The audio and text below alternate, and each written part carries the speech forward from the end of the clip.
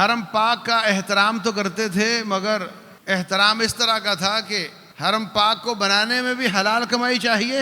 نبی صلی اللہ علیہ وسلم کی بعثت سے چند سال پہلے کعبۃ اللہ کو بنایا تو حلال کی کمائی کم پڑ گئی، تو کہا حرام کا اس میں کوئی پیسہ نہیں لگے گا، لہذا کعبہ چھوٹا کر دو، تو کعبہ چھوٹا کر دیا۔ اس وقت جس طرف گلائی ہے اس طرف تقریباً 3 صفحے کعبۃ اللہ کا حصہ ہیں، اور اس کے 2 دروازے ہوتے تھے۔ کبھی غلاف اترا ہوا ہو تو اللہ آپ کو لے جائے، جو دروازہ موجود ہے اس کے سامنے ناک کی سیدھ پر جائیں تو جس دیوار سے ٹکرائیں گے وہاں دروازہ تھا۔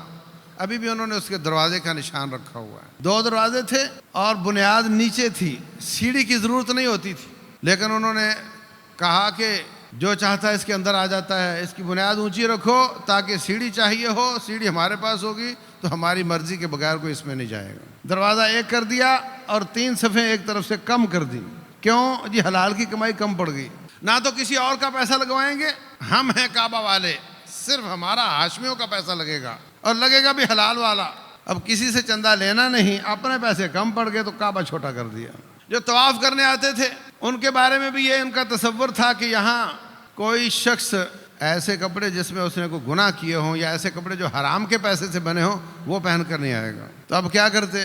حرام خوری تو بہت تھی، اب جو بھی آتا وہاں پہ متولیوں نے کچھ جوڑے رکھے ہوتے، اپنے کپڑے اتارو، یہ پہنو، طواف کرو۔